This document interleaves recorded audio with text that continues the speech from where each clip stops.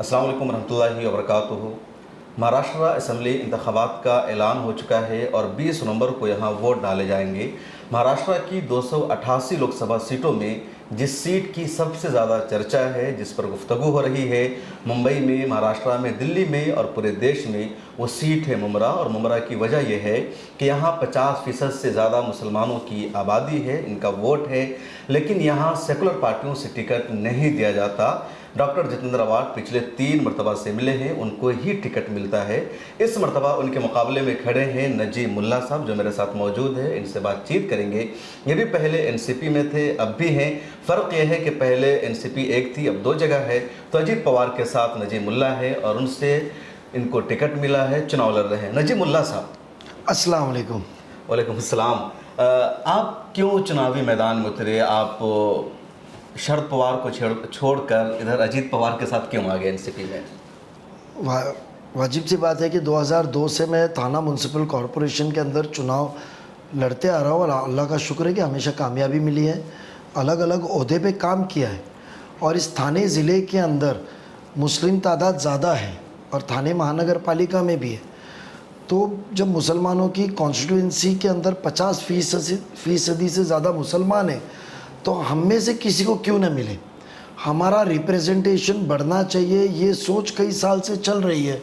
और हमने शरद पवार साहब से 2023 में ही कहा था कि आप इस बात पे गौर कीजिए कि हमेशा जिधर मुस्लिम अक्सरियत के लोग होते हैं, आप सेक्युलर के नाम के ऊपर आप हमको कोई भी एक उम्मीदवार थोप लेते हो और जब कोई विरोध करता है उसका, तो आप उसको बागी, बीजेपी ऐसे टैगलाइन लगा के आप चलते हो।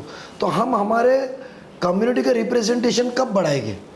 मगर जाहिर सी बात है, इनके पास में बीजेपी का डर बता के इन्होंने रिप्रेजेंटेशन को हमेशा मारा ही है। तो उन्होंने आपकी बात नहीं मानी? खुले मीटिंग में कहा था मैं, और वो मीटिंग मार्च महीने में 2023 में आने वाले साल में पार्लियामेंट इलेक्शन के अंदर क्या तैयारी की वो मौजू पे थी और सब नेता मौजूद थे जब एनसीपी एक थी। और अभी भी हमने फॉर्म पर्चा भरने के कई महीने पहले खुलेआम ऐलान की थी कि आज भी पवार साहब हमको कह देवे, महाविकास आघाड़ी कह देवे कि मुमरा कलवा की सीट हम एक मुस्लिम किसी को भी दे देंगे और हमारे जो हिंदू भाई बहन जो वोट देते हैं उनको, वो वोट से उनको जिताएंगे, तो हम तैयार है। हम विड्रॉ कर उसके लिए नहीं थे, उनको तो वोट चाहिए ना, रिप्रेजेंटेशन कहाँ देना है। उनकी पॉलिसी हमेशा वही थी ना वो। और हमारी अलग होने की वजह, अजीत दादा के साथ जाने की वजह यही थी क्योंकि साफ नीयत का दादा है। आज आप जाहिर सी बात है, आप आज का नॉमिनेशन के पूरा लास्ट डे हो चुका है, 3 बजे नॉमिनेशन देखेंगे तो तकरीबन अजीत दादा पवार साहब में 4 लोगों को, मुस्लिम कैंडिडेट को टिकट दिया, उन्होंने टिकट दिया। शिवाजी नगर में कुछ सहयोगी पार्टी का, मित्र पार्टी का विरोध था, महाविक युति के पार्टी का, तो भी उन्होंने नवाब भाई को एबी फॉर्म दिया। उन्होंने जहां कम्युनिटी को रिप्रेजेंटेशन देना है, जो उसूल पे करना है, उन्होंने दिए 4 दिया। और जो सो कॉल्ड लाखों की तादाद में मुसलमानों के वोट बटेर रहे हैं, जो मुसलमानों के वोट पे अपनी बीजेपी के सबसे बड़े खिलाफ मुखालिफत के रहनुमा बन के घूम रहे, उन्होंने पूरे इसमें एक बीड में 1 सीट दी और शिवसेना ने 1 दी, उबटा ने, यानी हम जैसे 4 दे रहे हैं। तो आज जो हमारे कौम को आगे लेके जाएगा, जो आज हमको सियासत के अंदर हमारे रिप्रेजेंटेशन बढ़ाएगा, जो हमारी वॉइस आपस में से तैयार करेगा, हम उसके साथ जाना चाहिए। इसके लिए हम अजीत दादा के साथ हैं। आप कारपोरेटर रहे 2002 से, उससे पहले भी आप एक बैंक के चेयरमैन रहे, तो ऐसा क्या काम है आपका जिसकी बुनियाद पर जनता ने आपको सपोर्ट किया? आज आप एमएलए का इलेक्शन लड़ रहे हैं। काम करते वक्त वो कितने काम आएगा और उसके पीछे कितने वोट है, वो कभी ना देखे। हमने काम की तरह देखा, उसका जात पात नाम हमारे वोटर है नहीं है वो कभी देखा नहीं। एक इंसान उम्मीद लेकर आता है तो फ़ोन उठा के काम की ज़रूरत लगी तो वो पहचान का ना भी रहो तो उसके लिए कोई अधिकारी के पास जाना पड़े तो जाए। एक ही नीयत है कि खिदमत करते वक्त उसको मुतमईन करना, वही हमारा फ़र्ज़ था। तो वही मेरा सबसे काम ही मेरा सबसे बड़ा पहचान बनी है और वही मेरा सबसे बड़ा प्लस पॉइंट है। जितेंद्र अवार्ड का बड़े करीबी थे, उनके अहम लोगों में थे, उनको कई मरतबा जिताने में आपका बड़ा रोल रहा। मुमरा के लोगों ने ऐसा कहा, फिर ऐसा क्या हुआ कि आप उनसे अलग हो गए? जो सोच से और जो नीयत से हमने उनको लाया था ना, वो नीयत में किधर से भी खोट आने लग गई, वो राह भटक गए थे। झूठ बोलने की सियासत उनके इसमें आ गई थी, और एक सोच थी कि सियासत में सब लोग तुम्हारे साथ नहीं होते हैं। बट इसका मतलब ये नहीं कि कोई मुखालिफत की पार्टी ज्वाइन किया तो उसके पेट पे लात मारी जाए, उसको झूठे गुनाहों के अंदर आप फंसा के तड़ी पार करो, खोटे गुनाहों में अंदर डालो। ये जो उनका सिलसिला चला, उधर से मेरी नाराज़गी बढ़ती गई। हम अल्पसंख्यक के लोग हैं, हम कभी भी चाहते हैं कि हमारी कौम आगे जाए।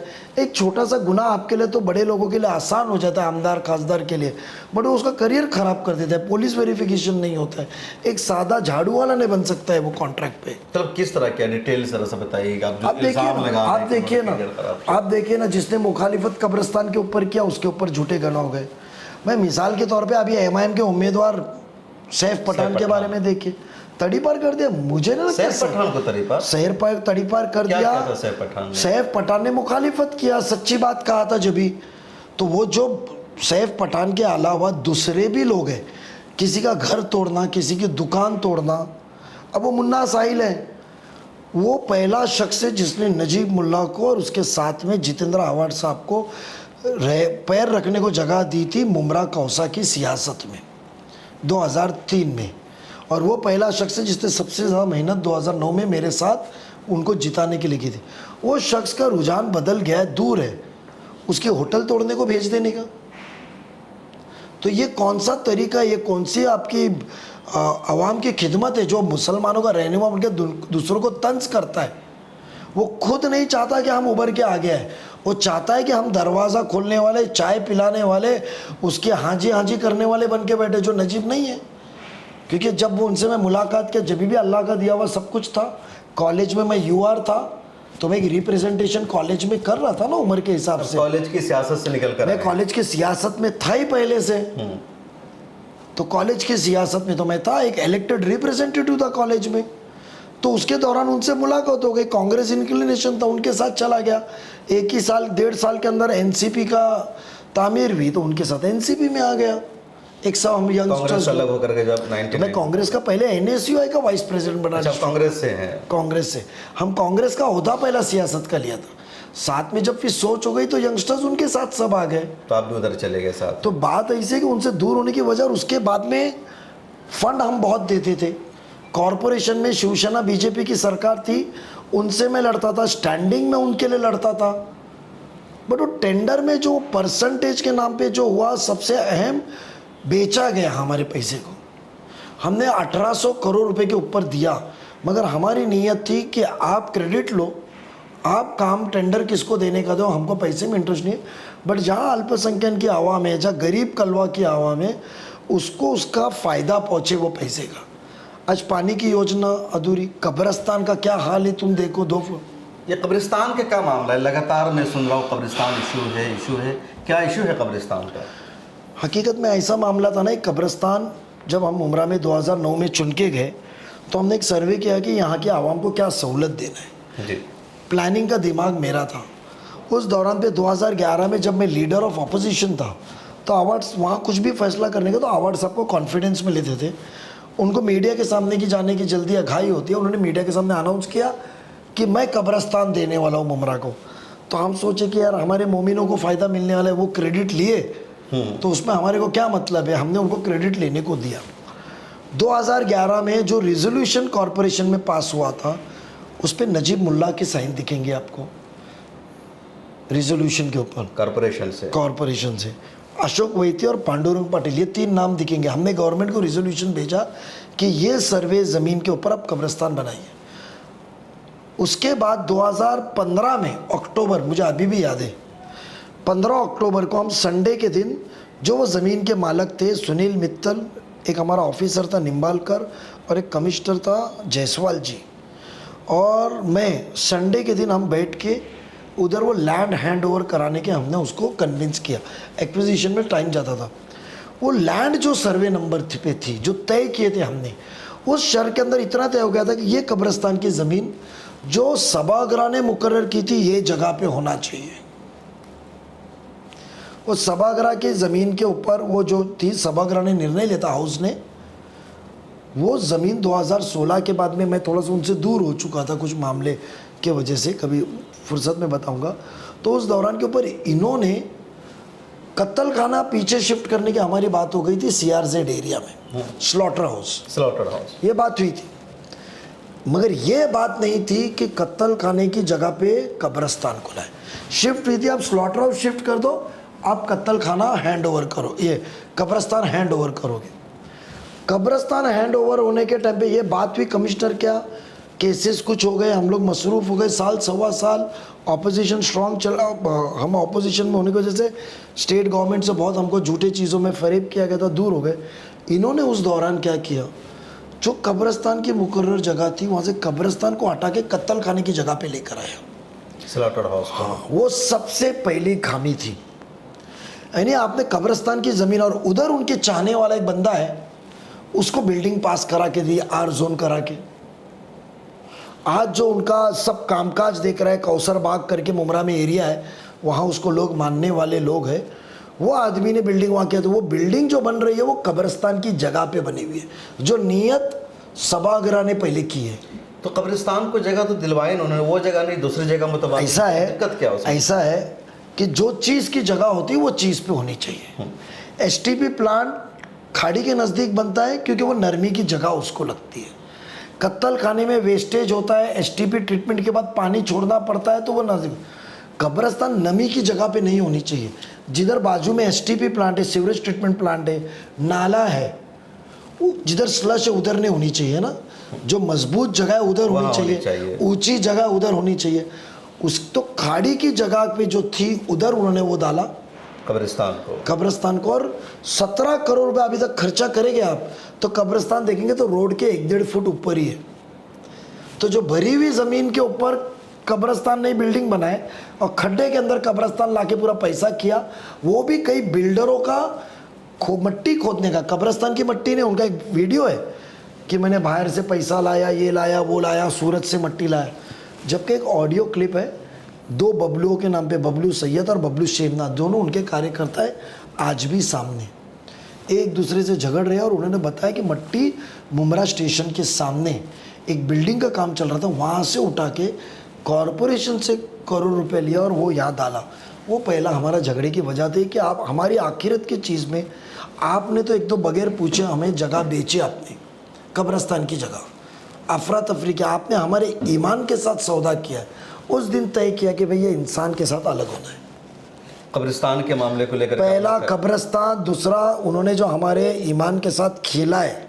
दूसरा क्या ईमान के साथ? दूसरा खिलवाड़ ये जो उन्होंने किया है कि जब उनको मांगता है जिसका घर तोड़े, एक रास्ता काम दिखाने के, उसमें 800 लोग रास्ते पे, दुकानदार उनके घर तोड़े, देखो रास्ता भी नहीं बनाए, आपने हमें रास्ते पे लाया। पैसे की अफरा तफरी, एक फेरी वाला मार्केट खोला, तोड़ दिया, पवार साहब का उद्घाटन किया हुआ, फेरी वाले उधर ही है, पैसा खाया। उसके बाद में तीसरा उन्होंने मुसलमानों के साथ खेलना बोले तो आज़ान के मुद्दे को अविनाश जाधव उनका खास है। 2019 में मनसे को सपोर्ट देने के लिए मेरे एरिया से एनसीपी का कॉरपोरेटर सुहास देसाई को टिकट दिए थे, जो आज उनके साथ है, अध्यक्ष उसको बनाए, लेकिन मुंह ना खोले वो इसके लिए किए थे। मेरे पीछे लग गए, कुछ भी कर सुहास देसाई की सीट पीछे ले, अपने को मनसे को अंदर से पाठिंबा देना है, अविनाश जाधव को 2019 में थाना विधानसभा से जिताना है। वही अविनाश जाधव आके मुमरा में बयानबाजी और अजान की रिकॉर्डिंग करने लगा और फंसाया। ये हमेशा इनको भेजते थे और मुसलमान जब गुस्सा होता था तो रहनुमा बन के पेश आते थे। लेकिन ये तो बड़े सेकुलर रहनुमा माने जाते हैं। कहा जाता है कि बाबरी मस्जिद के दंगे में जब मुसलमान फंसे थे मुंबई में, तो मुमरा उन्होंने बसाया, सबको ला करके जगह दी उन्होंने।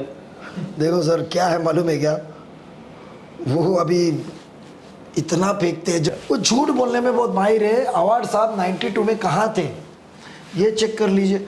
अरे उन्होंने तो हमारे राबोडी में 2008 में कुछ ना इत्तेफाकी की वजह से हिंदू मुस्लिम दंगे हुए थे राबोडी में। मैं उस दिन उस रात को मक्का मदीना से मक्का शरीफ जा रहा था उम्रा करने को, ईद की चांद रात थी वहाँ, जी नेक्स्ट डे इमीडिएटली आ गया मैं। तो उन्होंने तो बयान किया था कि राबड़ी महीने बचा है, जबकि लोगों ने आके स्टेटमेंट दी कि पुलिस की गोली चलने लगी तो ये पीछे के रास्ते से भाग गए थे।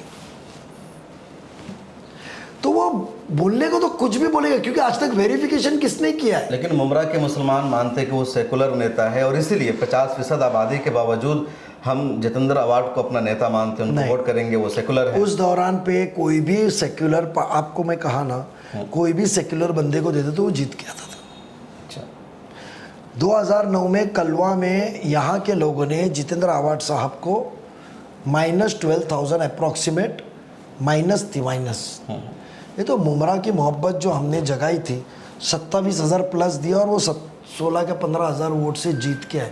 नहीं तो यहाँ के तो हिंदुओं ने तो उन्हें नापसंद किया था, वो सेक्युलरपन के ऊपर नहीं किया था, उनके मिजाज के ऊपर। ये इतने सेक्युलर है, मेरे को उनके दूसरी छूटने की आदत ये थी कि आप सेक्युलर की बात करते हो, आप मुसलमानों को गुमराह करते हो, आपने हमको हमेशा हिंदू मुस्लिम में रखा, बट जब इनको मदद चाहिए तो मैं 3 वाक़ये मेन ऐसे बताऊंगा कि वो 3 वाक़यों के अंदर तो जितेंद्र आवाड साहब ने बीजेपी की मदद ली और उसका गवाह सिर्फ नजीब मुल्ला है।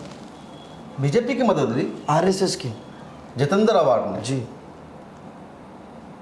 बहुत बड़ा दावा कर रहे हैं आप। पुरावे के साथ कहूँगा, वो सामने आपके बाजू में चेयर पे आके मुझे बिठा और कहो क्या है वो 3 वाक़या।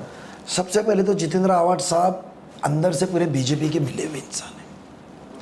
उनको अपनी टीआरपी में इंटरेस्टेड है, टीआरपी कितनी बढ़ानी है उनको जितनी बड़ी टीआरपी उतना बड़ा उनको नाम, उनको मीडिया का बहुत शौक है। उनके ऊपर एक पेपर की अफरा तफरी का एंटी करप्शन का गुनाह 97 में दाखिल हुआ था, बीजेपी की गवर्नमेंट थी, कांग्रेस ने इनको अध्यक्ष पद से निकाला था, महाराष्ट्र युवक कांग्रेस के। ये अंदर भी रहे जेल में।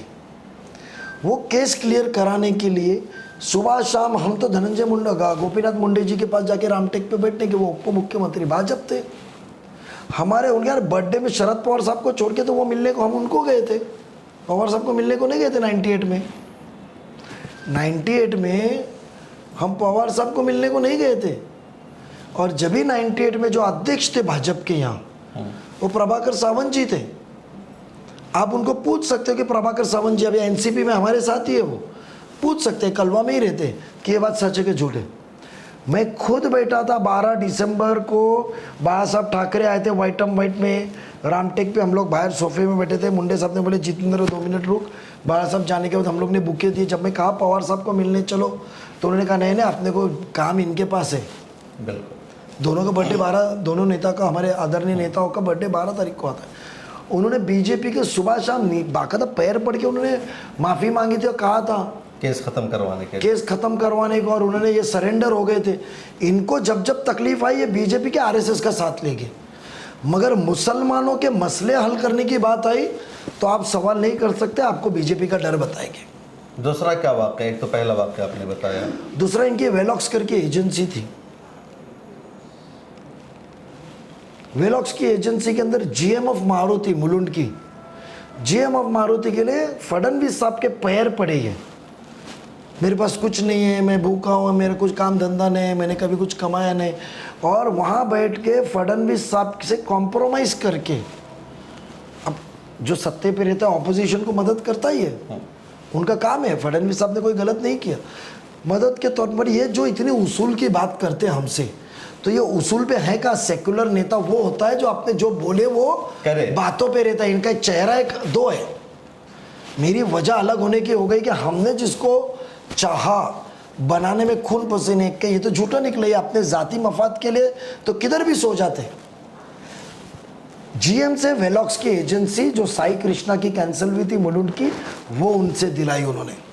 और इतना ही नहीं, एक डेवलपर को बुला के वो गाला जो उनको चाहिए था, एक आरएसएस के बड़े फंक्शनरी है, मैंने सवाल डाला था, वो आज तक उसकी मदद लेकर वहाँ बड़ी रकम पैसे की कम भी कराई, बहुत बड़ी रकम।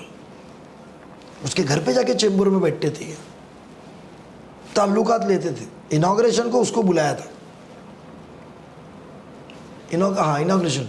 तो आप एक तरफ बीजेपी की झुकते हो, जब एकनाथ जी शिंदे साहब ने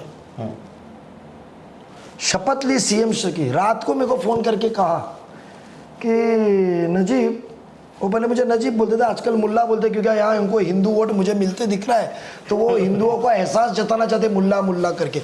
इतने तो जातिवाद और सेक्युलर का के सेक्युलर अच्छा, आपके नाम से डरा रहे क्या यहाँ के लोगों को? हाँ कि वो मुस्लिम आएगा, मुल्ला आ जाएगा तुम्हारा एमएलए, कैसा है वो? तो बेसिकली उस दौरान पे उन्होंने खुद कहा कि यार मैं तो बच गया, प्यून का भी काम मैंने फडणवीस साहब के ऑफिस का किया, सब किया, मैं तो उनके साथ रिलेशन बहुत अच्छे रखा, क्योंकि बीच में एक न्यूज़ भी आई थी, जितेंद्र आव्हाड गाड़ी बदल के फडणवीस साहब के बंगले पे लीडर ऑफ ऑपोजिशन के पास ऐसी खबर आई थी, चेक कर लो आप, आक्यूज में रहेगा। तो मिले हुए पूरी तरह से, बट हमको गुमराह करना है। और उनका एक ही तय है कि मेरे सिवा कोई सेक्युलर नेता नहीं बन सकता है। मुसलमान मंदिर बनाए या मंदिर बनाने में किसी को मदद करे तो वो धार्मिक हो गया, वो मुसलमानों के खिलाफ बढ़ाएंगे कि इसको बेदखल करो।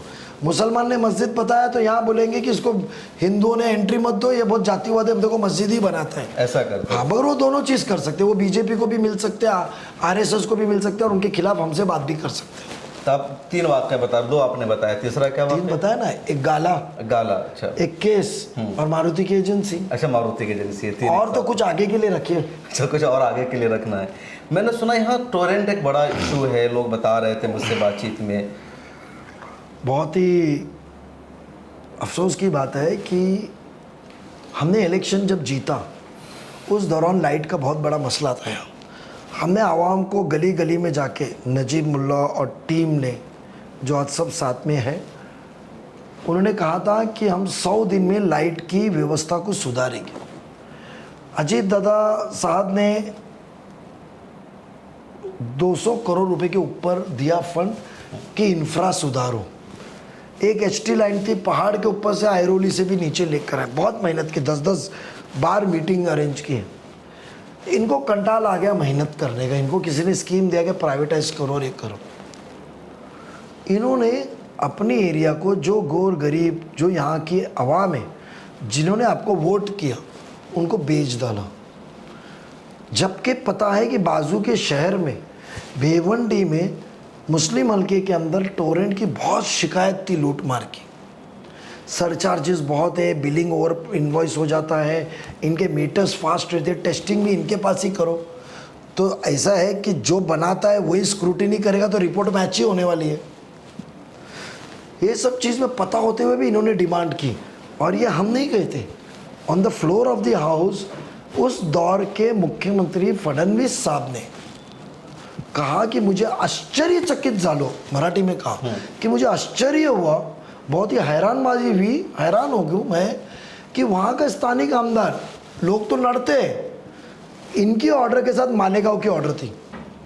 उस दौरान पे आसिफ भाई जो वहाँ के आमदार थे मालेगांव के, उन्होंने 50-60 हज़ार लोगों का जुलूस निकाला, फर्म रहे और मालेगांव में आने नहीं दिया। इन्होंने जुलूस निकाला और मुझे सुनने में आया, ऐसा किसी ने कहा कि इनका महीने का हफ्ता भी चालू है। किससे चल रहा है? किससे? सुनने में आया है। तो बेसिकली आप सोचिए, मालेगांव का आमदार फर्म रहा तो टोरेंट नहीं आई, और यहाँ मुख्यमंत्री साहब कहते हैं कि इसने मांगा। मेरे को आश्चर्य हो गया, हैरानबाजी की बात है कि इसने मांगा और मैंने दिया। 19 में ये कहते हैं कि हमारी सरकार आएंगी तो हम टोरेंट को भगाएंगे। 2019 में कहा था। फिर ये वोट बटेर लिए। जैसा वोट मिलने के बाद 2.5 साल ये मंत्री थे, cabinet minister, one of the 5 cabinet post है, मिनिस्ट्रल बहुत है, वो खाते के उसमें से वन ऑफ द मंत्री थे, पावरफुल पोस्ट। ये समन्वय कमेटी, जो ऑर्गेनाइजिंग, जो तीनों पार्टी को चलाने की कमेटी में थे, ये पवार साहब के तो बहुत नज़दीक है, राहुल गांधी साहब के नज़दीक पहुँचे थे, उद्धव साहब के तो कान पे लगते थे, ये कान खाते थे। जब तीनों पार्टी के करीबी थे, तीनों सुप्रीमो के करीबी थे, इन्होंने एक बार भी टोरेंट को रद्द करो उसका फ्रेंचाइजी, ये कहा क्या? अब जब मुद्दा हमने निकाले तो कहते हैं मैं भी भगाऊंगा। मगर आपको तो अल्लाह ताला ने एक मकाम दिया था जिधर आप आपके दिए हुए वादे और आवाम को होने वाली आपके फैसले की तकलीफ, काम करने वाला फैसला करता है, गलती होती सुधार सकता था ना, मौका दिया था, आपने क्यों नहीं सुधारे? वो सुधारेंगे हम, टोरेंट को हम भगाएंगे। इंशाल्लाह। अच्छा, आपने उनके बारे में कहा कि वो बीजेपी से मिले हुए हैं या दोनों तरफ से, आरएसएस से भी मदद लेते हैं, सेकुलर भी बनते हैं, मुसलमानों के साथ भी, लेकिन आप भी जिस पार्टी से चुनाव लड़ रहे हैं वो इस वक्त इंडिया अलायंस का हिस्सा है, एनसीपी अजीत पवार की, तो आपके बारे में ये कहा जा रहा है कि आपको वोट देने का मतलब है बीजेपी को वोट देने का। यही तो नैरेटिव जो सेट करते हैं। कौन ये नैरेटिव सेट? ये जो जितेंद्र आव्हाड साहब मुमरा में जो नैरेटिव सेट कर रहे हैं और जो कुछ आलिमों जो भी किसी को पकड़ के चल रहे, मेरा आपके ज़रिए हमारे सभी दीनदार उनसे बात करना है कि जहाँ हमारे कौम का रिप्रेजेंटेशन बढ़ रहा है आप उधर मदद कीजिए ना। यानी आप सिर्फ बीजेपी के साथ जुड़े, तो मुझे बताइए हमको हिंदू भाइयों के वोट कैसे मिलेंगे? और बीजेपी साथ में होते हुए भी नवाब मलिक साहब को एवी फॉर्म दिए, बीजेपी साथ में होते हुए भी 4 मुसलमानों को हमने नुमाइंदगी दिए, ऑल सिटिंग, 2 नौजवान, मैं और सना नवाब मलिक साहब की बेटी जी, जीशान नौजवान, नवाब भाई, तो एक नए नौजवानों को आगे लाके कौम का मुस्तकबिल को एक सही राह पे आगे सियासती एम्पावरमेंट देने के लिए फैसले लिए। आज जो कांग्रेस की 15 साल में से 15 साल पकड़ूंगा जब से मैं एक्टिव इन पॉलिटिक्स हूँ, 1990 till 2014 में 15 साल में जो कांग्रेस ने काम नहीं किया वो अजीत पवार ने 1 साल में करके दिया अल्पसंख्यक का। मैं आपको लिस्ट देता हूँ क्या किया अल्पसंख्यक को लेकर काम उन्होंने? पेपर्स है, मंगता तो पेपर्स मंगा लेता हूँ, आपको अभी बता देता हूँ मैं, इफ़ यू कैन से, मैं पेपर्स में मंगा के आपको बता देता हूँ, आप पढ़ के बताता हूँ आपको मैं। फर्स्ट ऑफ ऑल बात ऐसी है कि आप बीजेपी के नैरेटिव को जो सेट करते हो, आप बीजेपी के नैरेटिव को सेट करके मुझे फ़ोन दीजिए ना ज़रा, मुझे बीजेपी के जो नैरेटिव को सेट करके चलते हैं, हमको ताकतवर, हमने सेक्युलर आइडियोलॉजी पे किधर कॉम्प्रोमाइज़ किया? जो अजीत दादा आज हर मुसलमानों के लिए लड़ रहा है, हर एक के लिए काम कर रहा है। उसने शाहू फुला, उन्होंने तो 10 बार कहा कि मेरी शर्त ही वो थी कि जब तक मैं रहूँगा आपका कोई भी बाल बाका नहीं होगा। अभी आपको बताता हूँ मैं, पहली बात तो अलग अलग कम्युनिटी का महाराष्ट्र के अंदर एक रिसर्च एंड टेक्निकल इंस्टीट्यूट बना है, महाज्योति बनी हुई है, सारथी बनी हुई है, अमृत बना है। उसके अंदर अभी हम लोग ने माइनॉरिटी मतलब अल्पसंख्यक संशोधन व प्रशिक्षण संस्था, minority research and technical institute, मार्टी ये बना है अभी। हाँ, मौलाना आज़ाद अल्पसंख्यक रिसर्च, ये अजीत पवार ने बनाया। 15 साल के कांग्रेस की सरकार के पास में ये पेंडिंग डिमांड थी मुसलमान के आलिमों जो तालीम से राफ्ता रखते हैं, जो रिसर्च से रखता था, दानिश्वरों की 15 साल से डिमांड थी, कांग्रेस ने दी। बट बीजेपी को देने को लगाया उन्होंने। तो मुझे पता है ना, जो अकलियतियों के मामलों के अंदर वो लड़ के काम हमको रिजल्ट दे रहा है, तो हम उसका साथ क्यों ना दें?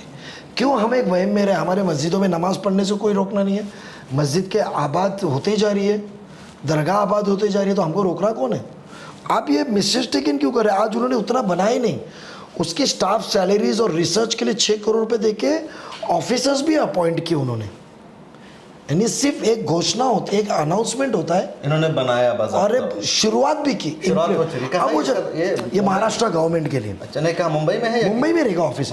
ये रिसर्च जब होगा तो क्या नेसेसिटी है जिला वाइज, मुसलमानों में तालीम की कितनी बेदर्दी है, क्या है, they will put up a report. जैसा मराठा समाज का आरक्षण का विषय, ये मार्टी से जो उनका था, तो सारथी अमृत जो हर कम्युनिटी के लिए थी ना, तो मुसलमानों की जब अजीत पवार ने कैबिनेट से मंजूर किया, तो उसकी तायद तो एकनाथ जी शिंदे साहब और फडणवीस साहब ने भी किए। आपने हमसे लाखों वोट लिए, आपने क्यों नहीं दिए? आपको किसने रोका था? सब काम करेंगे तो वोट कौन देगा? और ना वोट मिलते हुए इन्होंने किया। और कब किया? जब खासदारगी में एक भी वोट उनको मिला ना, उसके पहले डीसी लोकसभा के इलेक्शन में तो भी किया उन्होंने। उसके बावजूद उसके बाद देखे गए जो बड़े हैं हमारे, जो बड़ा ज़िला पूरे महाराष्ट्र के अंदर सबसे बड़ा ज़िला जिधर मुस्लिम तादाद ज़्यादा है, वो औरंगाबाद, जिसको संभाजी नगर बोलते हैं, उधर उन्होंने माइनॉरिटी कमिश्नरेट स्थापन किया, बजट किया, उसकी बिल्डिंग भी तामीर की 1 साल के अंदर। ये अजीत पवार ने करवाया। अजय, ये गवर्नमेंट ने, इनिशिएटिव अजीत दादा का था। यानी सोचो ना, एक minority commissionerate with the officer to look about the all the minority affairs, to look of the minority affairs. It means उनको एम्पावरमेंट करना है, माइनॉरिटी को आगे लाना है। ऐसे बहुत से मुद्दे हैं। फिर मौलाना आज़ाद आर्थिक महामंडल, जो हमारा मौलाना आज़ाद फाइनेंस कॉरपोरेशन था, ये तो कांग्रेस ने स्थापन किया था जब अजीत पवार ही फाइनेंस मिनिस्टर थे। एक हामी होती है, हामी, गवर्नमेंट कितनी गारंटी लेती है। कांग्रेस के राज में 30 करोड़ रुपए थी guarantee. Government can take only 30 crore की गारंटी ऑफ द कॉरपोरेशन। उसके ऊपर डूबा तो वो कॉरपोरेशन जिम्मेदार। इन्होंने डायरेक्ट 30 करोड़ की 500 करोड़ रुपए की गारंटी कर दी। 500 करोड़ रुपए तक मौलाना आज़ाद फाइनेंशियल में बांटा हुआ कर्ज मोमिनों को कुछ डूब भी गया तो it will the governments guarantee. हामी जो योजना होती है रुपए की, उसके बाद में 700 रुपए का जो 700 करोड़ की जो उनकी ये थी भाग भांडवल कैपिटल, उन्होंने 1000 रुपये लेकर गए, नहीं 300 वहाँ दिया, 500 की तो हम ही गारंटी ली, 300 वहाँ दिया, और जो 5 लाख की लोन की लिमिट थी उसको 20 लाख लेकर गए।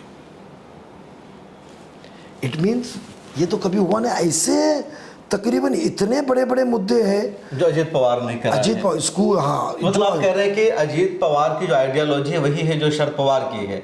भले ही एनडीए अलायंस का वो हिस्सा है महायुति के साथ, लेकिन आइडियोलॉजी नहीं बदली। आपको सबसे बताओ, जो हमारे मौलवियों को, उलेमाओं को जो एक बहका के कि ये सब रजिस्ट्रेशन में कल आपके मदरसे बंद करा देंगे, मैं बताऊँ,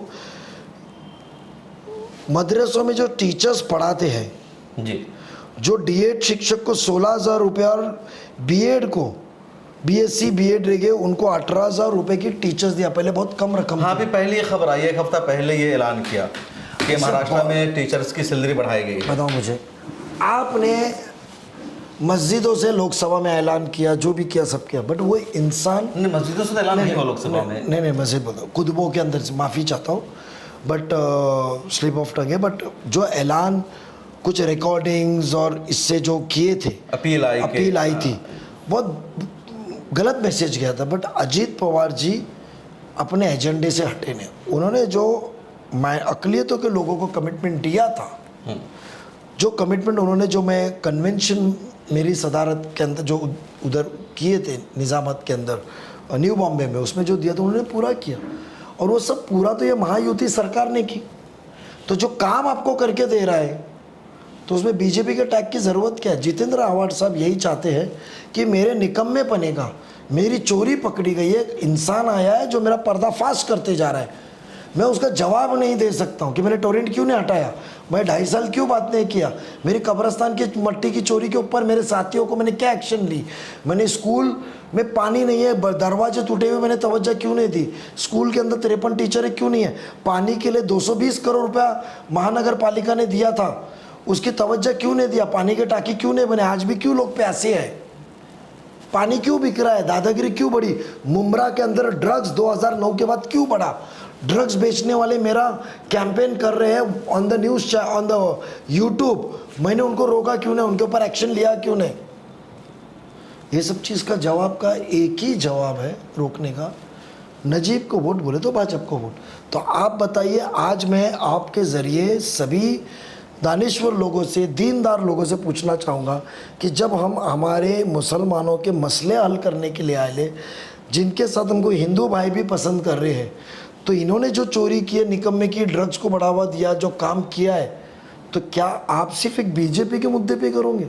एक सीट आ रही है आपकी 150 सीट में, और जिनको वोट देने की बात करते आप, उन्होंने आपके रिप्रेजेंटेशन देने का सोचा भी क्या? वो तो आपके एहसानमंद हुए ना, आपका एहसान है उनके ऊपर कि जो 10 सीट और 13 सीट लाए, जो महा विकास आघाड़ी ने 31 सीट जो लाई, ये तो मुसलमान दलित लोगों के वोट पे आई है। बिल्कुल। आज आपकी धुलिया की सीट सिर्फ मालेगांव के मुसलमानों पे आई है, बीड़ की सीट आज सिर्फ मुसलमानों पे आई हुई है, ऐसे सांगली की सीट मुसलमानों पे आई है, ऐसे कोल्हापुर की सीट मुसलमानों के ऊपर आई है, आपकी बारामती की सीट मुसलमानों पे आई है। तो जब मुसलमानों ने भर भर के आपको वोट दिया, बम्बई में कितनी सीट मुसलमानों पे आई, भिवंडी की सीट आपके मुसलमानों पे आई, तो मुसलमानों के वोट लेकर आप पार्लियामेंट में इतने ताकतवर बन के बैठे हो 31 सीट से, और एक एक करके आपने दिए कि मुसलमान मांगने वाले की यादियाँ पब्लिश करे। शरद पवार साहब और उद्धव साहब कितने मुसलमानों ने सीट मांगे थे, देखो आप, आश्चर्य हो जाएगा आपको, हैरान हो जाओगे आप। तो आपकी जो जनता है, मुमरा के जो लोग हैं, क्या आपके पॉइंट को समझ रहे हैं कि आपको नुमाइंदगी मिलनी चाहिए थी? 52% मुस्लिम आबादी है, एक मुसलमान को उम्मीदवार बनना चाहिए था, ये जनता चीज़ों को समझ रही है? आप जो लोगों से बातचीत कर रहे हैं, क्या है उनका रिएक्शन? मैं आपके सामने एक साफ कर दूं कि मैंने मेरे लिए सीट नहीं मांगा था, मैं एक वन ऑफ द कंटेंडर था।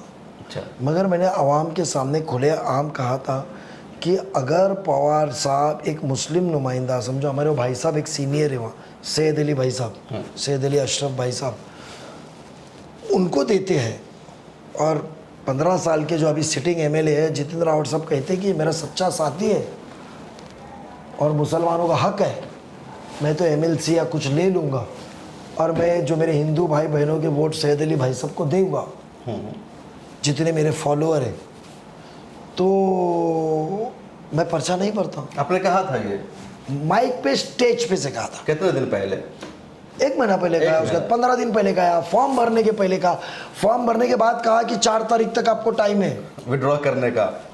मुझे भी टाइम है, आपको भी टाइम है, विड्रॉ आप दो ना, आप क्यों नहीं देते हो? तो आप क्या चाहते हैं? हम सियासत में अल्लाह ने सलाहियत, कुव्वत, ताकत, ज़बान में तासीरत दी है, लोगों का काम करने की, समझ की, तो हम कुछ नहीं बनने का। अरे विरोधी पक्ष नेता का 19 में लेटर जयंत पाटिल साहब और अजीत दादा ने दिए थे, आपने वहाँ तमाशा करके मेरे को लेटर वापस भेजना पड़ा कि ये आदमी रो रहा है, नहीं चाहिए। तो आपकी लड़ाई सिर्फ ये है, मुद्दा आपका ये है कि हमको रिप्रेजेंटेशन क्यों नहीं? 50 से ज़्यादा वोट है तो यहाँ का एमएलए मुसलमान होना चाहिए। और हिंदू भाई लोग, मसला हिंदू भाई बहन भी यहाँ से बसदार हो गए, तैयार है वो। एमआईएम ने भी यहाँ से अपना उम्मीदवार उतार दिया, आपका बड़ा नुकसान होगा अब तो। देखो एमआईएम एक ऐसी चीज़ है, उसको रोक नहीं सकते। वो तो कहीं पे भी जहाँ मुसलमान को तादाद को तोड़ना है तो वो आते हैं, तो वो उनका काम करेंगे, इंशाल्लाह अल्लाह ताला मसला हल करेगा। अल्लाह ताला पे बस हस्नबुल्लाह नईमल वकील है। तो उम्मीद है आपको? बहुत उम्मीद है, क्योंकि आवाम की मोहब्बत है, आवाम को मालूम है, काम किया हूँ, काम करते आ रहा हूँ और काम करूँगा। आज 15 साल में विधायक जी की ऑफिशियल ऑफिस नहीं है। कहाँ? पूरे मतदार संघ में।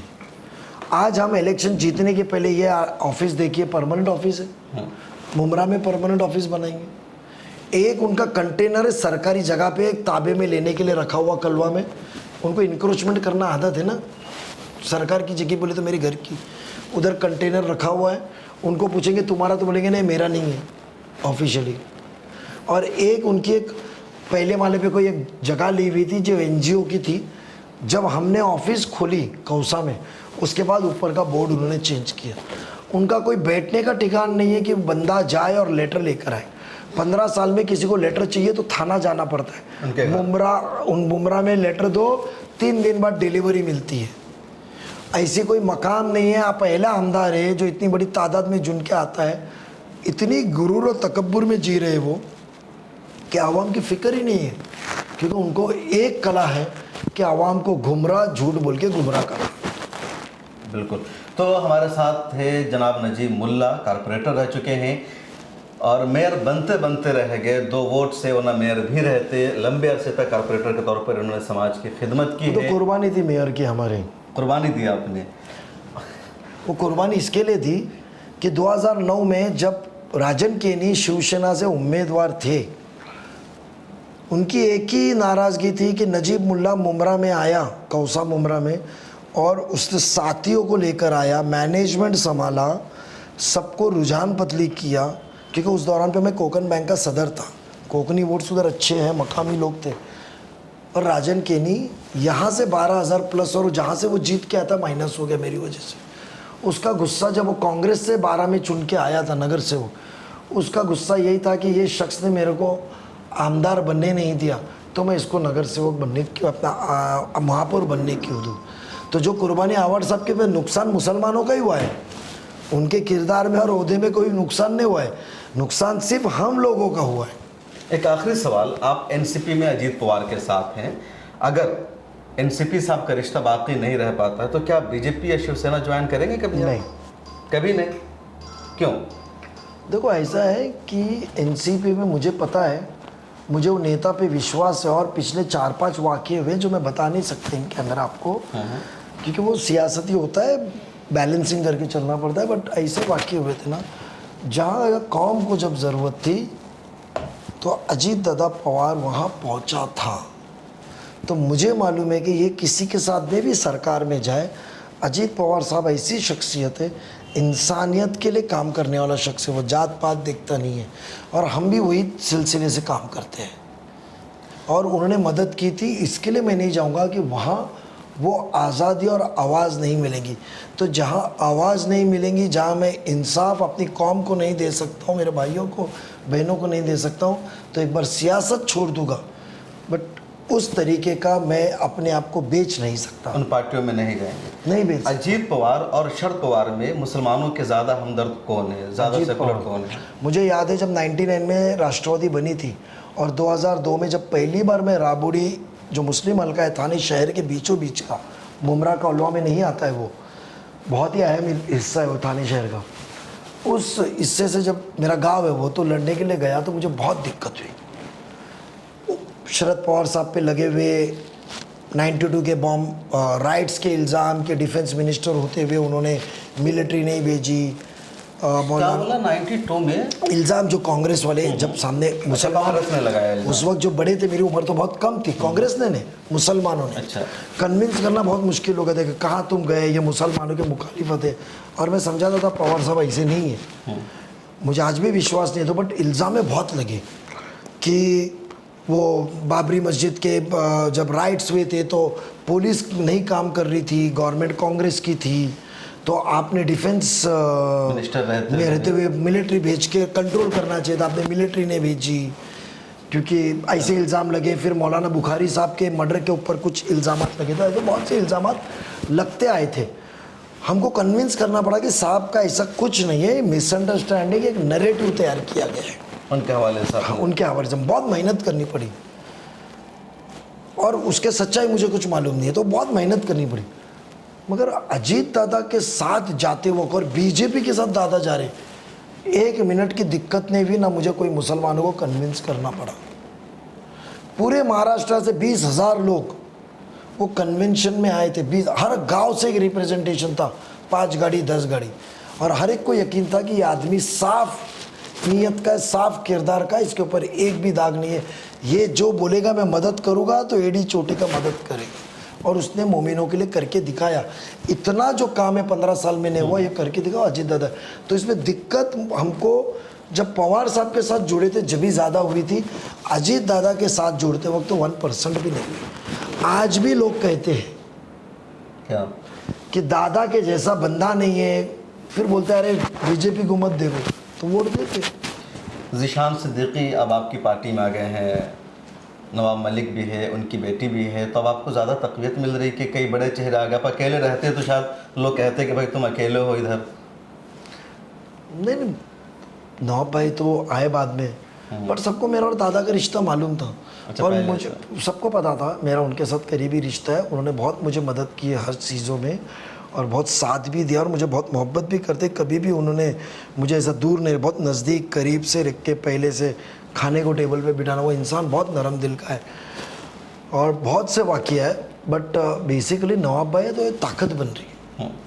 आप सोचो सभागार में हम एक वॉइस बन के हमारे कौम के मसले मसाइल उठाए तो एक ताकत मिलेगी। हम वो चाहते हैं हाउस में। कहा जाता है कि नवाब मलिक जब जेल गए तो उनको पार्टी ने सपोर्ट नहीं किया। वो अंदरूनी बात है, अंदरूनी रहने दो। नवाब भाई कभी नहीं कहेंगे ये। बिल्कुल।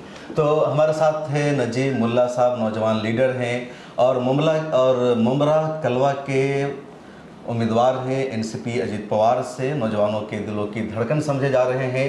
डॉक्टर जतेंद्र अवार्ड से इनकी सीधी लड़ाई है। अब देखना यह है कि किसकी हार होगी, किसकी जीत होगी। एनसीपी वर्सेस एनसीपी है मुमरा में। इसके अलावा एमआईएम ने भी अपना उम्मीदवार उतारा है, एसडीपीआई के उम्मीदवार हैं, कुछ और पार्टी भी मुमरा कलवा से चुनाव लड़ रही है और ये सीट इस वक्त बहुत ज़्यादा सुर्खियों में है। आपकी क्या राय है, किसकी जीत होगी, किसकी हार होगी? अगर आप इस विधानसभा से ताल्लुक़ रखते हैं तो कमेंट सेक्शन में ज़रूर बताइए आप अपना एमएलए किसको चुनने जा रहे हैं। फिर मुलाकात होगी महाराष्ट्र असेंबली इलेक्शन की। हम लगातार आपको रिपोर्ट दिखाते रहेंगे, कुछ और लोगों से मिलेंगे और उनके भी इंटरव्यूज़ करेंगे। मिल्लत टाइम्स को जारी रखने और मजबूत बनाने के लिए हमारी आर्थिक सहायता कीजिए। ये एक आजाद मीडिया हाउस और कमजोरों की आवाज है। आप हमें देखें, सुने, पढ़ें और हर महीने ज्यादा नहीं, सिर्फ 100 रुपए से मदद करें। डिटेल्स डिस्क्रिप्शन में मौजूद हैं।